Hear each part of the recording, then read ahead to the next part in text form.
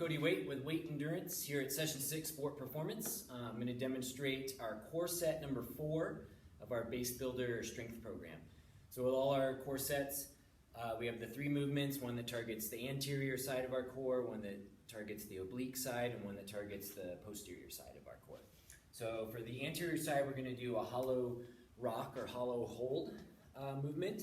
For the oblique side, we're going to do a side plank with a little hip dip added to it. And then for the posterior chain, we're going to do some back extensions on a stability ball.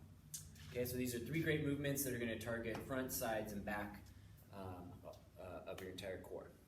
All right, so we'll start with the anterior movement. So this is called a hollow rock or hollow hold, very similar to the Pilates 100 that we do in core set number 3. You're going to start out seated on the ground. This time, instead of hands like this, like we do with the Pilates 100, we're going to have our hands kind of overlapped above our head, much like maybe a dive into a swimming pool. It's kind of like what I think it feels like. So hands are over our head. We're going to get back in that reclining position, and then we're going to lock into this hollow position that's like here, and we're going to rock back and forth. We don't want our heels to touch. We just want to get right to about our shoulder blades touching behind us, and then lowering our heels almost to the ground, but holding that position.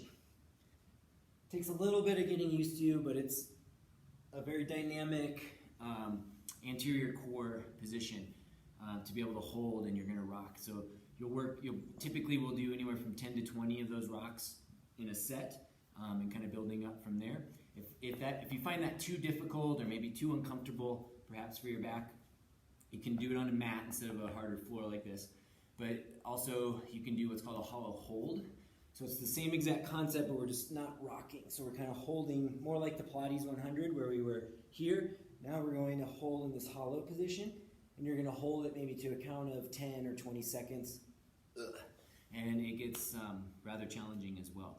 So it's that full kind of body extension with this hollow position that you're in there. So it's called hollow rock if you're going back and forth, or hollow hold if you're just holding it steady.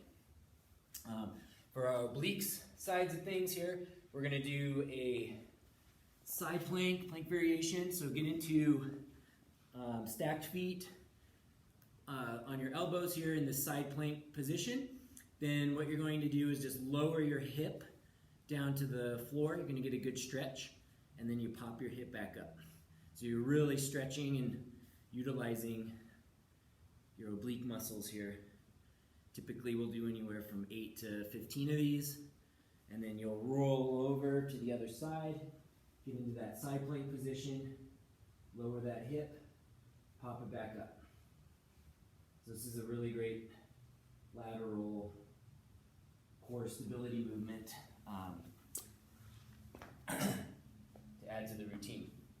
Then for our posterior chain, we're going to use a stability ball. If you don't have a stability ball, you can also do these like on a bench or anything that you can kind of lean over, but I really like the stability ball motion. So what you're going to do is kind of center your weight on your hips over the stability ball. You know, you might need a little wider stance here for stability as well. I like to overlap my hands on my low back. Those are the muscles that we're going to be targeting here. And you're going to fold at the hips forward on the ball, and then you're going to extend, getting kind of a hyper extension through the back as you go down. So it's not a big range of motion, very similar to that Superman or lying reverse crunch, only now we're doing it on this stability ball, adding a little bit greater range of motion than the lying Superman, and also adding a tiny bit of stability so you stay balanced on the ball. So this is a great movement that really just narrows right into those erector muscles in your low back that often get fatigued when we're out hammering on the bike, doing a lot of climbing on the bike. So those are our 3 movements, core set 4. Good luck, have fun.